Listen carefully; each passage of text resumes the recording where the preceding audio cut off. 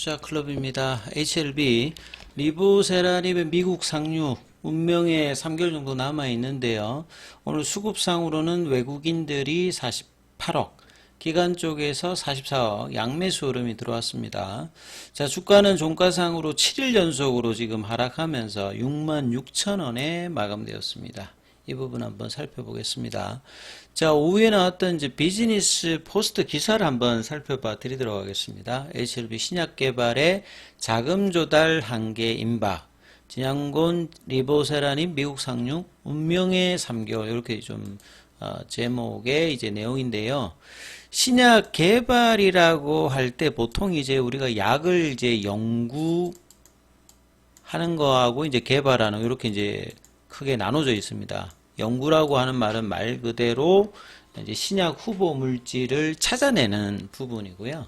그 다음에 개발은 이런 찾아낸 부분을 이게 외부적으로 도입되었던 아니면 자체적으로 연구를 해서 만들어졌던, 그러면 이제 그걸 가지고 전임상이라든지 임상 1, 2, 3 요렇게 하는 걸 이제 개발입니다. 그래서 HLB 같은 경우에는 대부분 좀 NRDO 형태를 좀 많이 하고 있기 때문에 이 개발 관련되는 부분에서 사람을 대상으로 하는 임상 과정에는 이제 자금들이 많이 소요가 되는 거죠. 근데 지금 현재 HLB 입장에서는 임상을 끝나고 지금 신약 허가 이후에 상업화 관련되는 부분을 준비해야 되는 과정이고, 엘레바를 중심으로 미국 직판을 좀 준비를 하고 있기 때문에 여기에도 분명히 이제 영업 마케팅 비용이 이제 들어가는 부분들이 있다라고 이제 이해를 하셔야 되겠죠.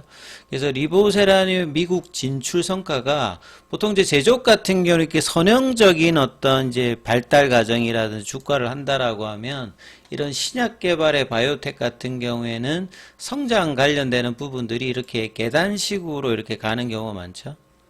그러다가 이제 중요한 어떤 이제 상업화 관련되는 성공을 하게 되면 이렇게 점프를 하는 퀀텀 점프의 흐름들을 많이 보여주고 있기 때문에 내년 3월 이내에 이제 리보세라닙의 FDA 최종 결과가 굉장히 중요합니다.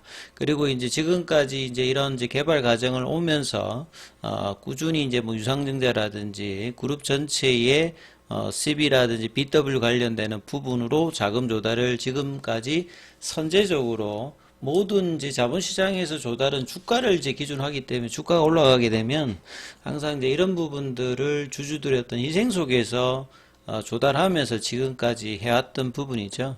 이런 어떤 자금 조달 방식의 한계가 보인다는 시각이 이제 이 기사의 이제 중요한 부분들입니다. 그래서 제약바이오에서는 뭐 가장 두 가지가 중요하다라는 부분들을 계속 말씀드리고 있죠. 이 경영자의 커미티먼트, 신뢰가 중요하고, 그리고 돈이 많이 드는 어떤 비즈니스 구조이기 때문에 시간도 많이 걸리고 꾸준한 자금 수요가 있기 때문에 재무적인 안정감, 이런 부분들을 갖춰야지만 이 비즈니스 구조를 이제 성과를 낼 수가 있는 부분이죠. 그래서 이런 자금 조달에 관련되는 이야기다. 그래서 미래 투자를 하기 위해서는 또 이제 유동성을 필요하기 때문에 이제 상업화에 성공을 한다, FDA 허가를 받으면 아마 이제 외국인 쪽에 이제 자본 유치가 뭐 삼자 배정이라든지 이런 쪽으로 이제 좋은 상태에서 이제 자금 관련되는 부분이 할 것으로 일단 예상을 하고 있습니다.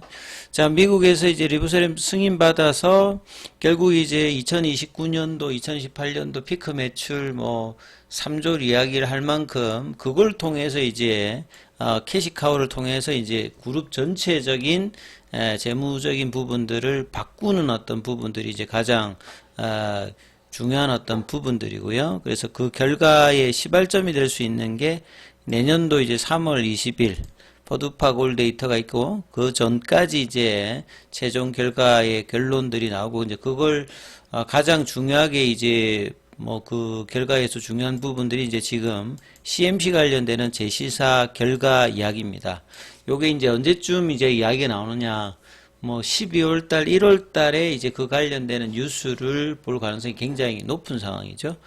자, 리보세라님은 진양곤 회장이 이제 M&A를 통해서 인수하면서 그 미국 자회사, 지금 엘레바 테라피틱스가 그 당시 이제 이 라이센스 인을 하면서 개발하는 과정을 알게 되었고, 그러면서 이제 지금까지 이제 지분 투자를 하면서 100% 자회사로 만들고 이제 리보셀에 관련되는 개발을 지금까지 해왔거든요.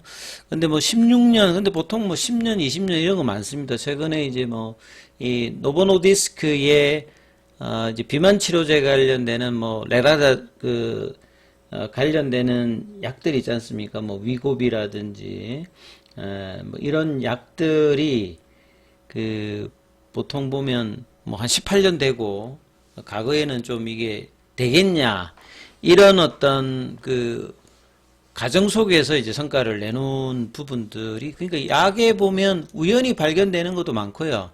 이게 드럭 리포지션으로 이제 이 비만 치료제도 되었던 부분이고, 표적항암제는 이제 2000년도 이후에 이제 표적항암제가 나오면서 굉장히 이제 임상 개발이라든지 후보 물질들이 많이 하는 상황에서 뭐 2000년도 초반에 이제 이 리보세인 관련되는 부분들이 나왔던 부분들이고, 그 이제 결과를 이제 미국 쪽에서는 이제 내년도에 볼 수 있는 어떤 상황이다, 이렇게 봐야 되겠죠.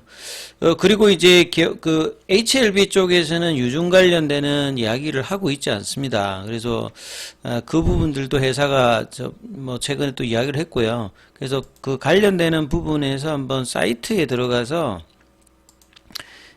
이 부분들 한번 좀 제가 한번 살펴봐 드리면, 지금 요 사이트에 보시게 되면 여기 이제 아이투자라고 해가지고 무료로 한 10년치 데이터를 볼 수 있거든요. 그럼 여기서 좀 보실 수 있는 부분들이 뭐냐면, 필요한 부분들, 보통 이제 신약 개발사들 같은 경우에 자금이 소요되는 것들이 제조업하고 좀 다르기 때문에 연간 어느 정도 들어가는지를, 이 판관비 관련되는 부분의 추이를 조금 보시면 되겠죠. 이게 10년치 데이터거든요. 그래서 2015년 이럴 때는 임상 이상을 할 때는 이제 위암 쪽이죠. 그리고 2017년도 이제 이때 이제 삼상 관련되는 부분, 간암 임상은 이제 2019년도부터 진행됐기 때문에 이전에는 이제 판관비에 이제 R&D라든지 인건비가 다 들어가 있으니까 초기에 이제 이런 정도 비용을 내다가, 이제 2020년도 이후부터는 이제 M&A도 본격화하고 이제 간암 쪽으로 가면서 이제 판관비 비용 자체가 이전보다는 더블 정도로 이제 올라와 있죠. 그러니까 항상 1000억대 이상 정도의 연간 이제 비용들이 들어가는, 그러다 보니까 이제 매출액이 없는 상태에서 자금이 들어가니까 이제 적자는 계속되고 있는 이런 구조죠. 그래서 이제 내년도 위에 상업화 성공하면 이 부분들이 이제 바뀌는 형태가 될 수 있다. 그리고 이제 재무상태표에서 이제 이런 걸 가능하기 위해서 1년 이내에 이제 자금이 현금화 될 수 있는 부분들이, 이전에 2019년도 이전에는 그렇게 1년 이내에 자금할 수 있는 규모가 그렇게 크진 않았어요.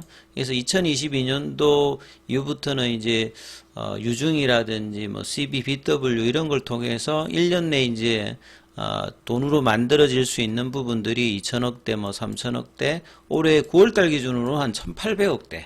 그 다음 비유동자산은 1년 이내, 1년 이상이 걸리지만 또 이제 현금화할 수 있는 부분들이 많이 쌓여져 있습니다. 그래서 뭐 이거 러프하게 두 개 합해 보면, 이제 회사에서 이야기하는 뭐 5천억대 이상의 뭐 현금화 가능한 부분이 있다는 부분들, 뭐 이런 이야기들이라고 이해하시면 될 것 같고요.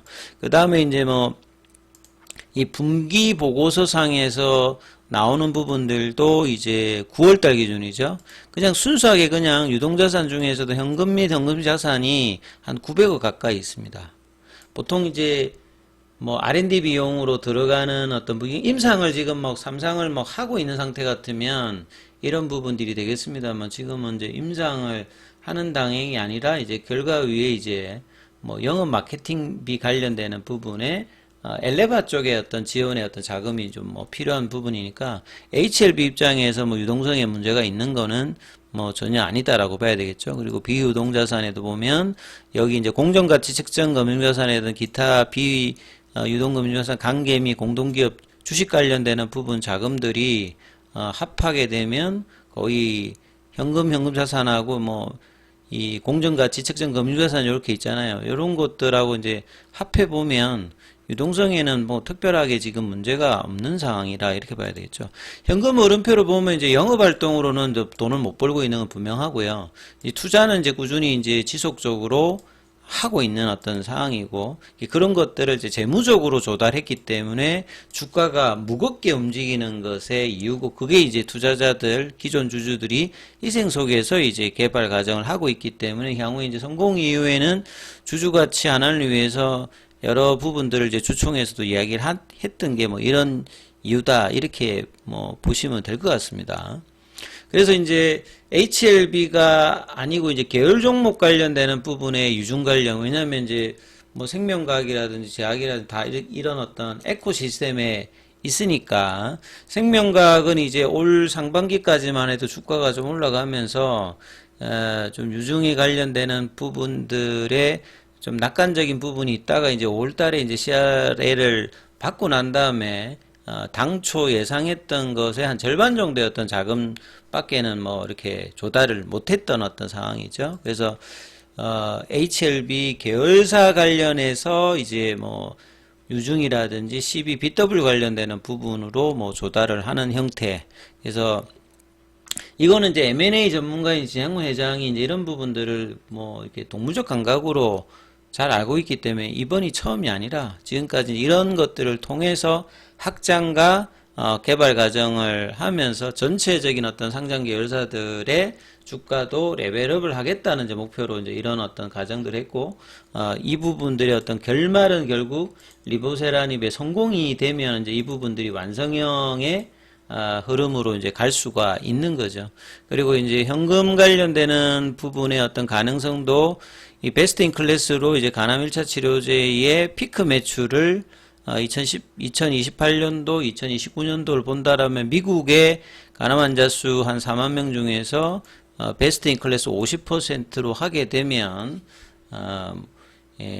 피크 매출 2, 3조 정도를 이제 보면서 이제 이런 어떤 이제 꿈을 계속 이야기를 하고 있는 상황이죠. 그래서 리보세라님의 미국 진출 성공, 그러니까 FDA 성공을 반드시 내년도에는 해야 되는 상황이고, 그 다음에 어떤 이제 자금의 조달은 아마 외국계 쪽의 어떤 성공 이후에 자금 조달이 될 가능성이 굉장히 높습니다. 그리고 이제 이런 어떤 상황이다 보니까 초기보다는 진양군 회장의 어떤 지분율은 그렇게 높은 편은 아니죠. 요기 관련되는 기사들이 나와 있고, 신약 개발 추가적인 어떤 부분 뭐 간암이든 저흑점 확장을 하기 위한 거는 성공 이후에 할 때는 이제 그런 부분들이 크게 이제 뭐 문제 없이 될 가능성이 많겠죠. 그리고 베리스모 관련되는 부분은 지금 이제 임상이 1상 단계잖아요. 그러니까 요 결과가 이제 2028년도 정도 나오기 때문에 이제 2상, 3상의 이야기는 단기적으로 지금 막 할 수 있는 그런 상황은 아니겠죠. 지금 임상 초기 단계이니까 지금 어마어마하게 막 돈이 필요한 그런 상태는 아직은 아니고, 있는 자금과 이제 추가적으로 이제 성공 이후에는 이제 이런 부분까지 이제 가속화 시키기 위해서 이제 자금 조달은 또 뭐 필요한 상태다, 이렇게 이해를 하시면 될 것 같습니다.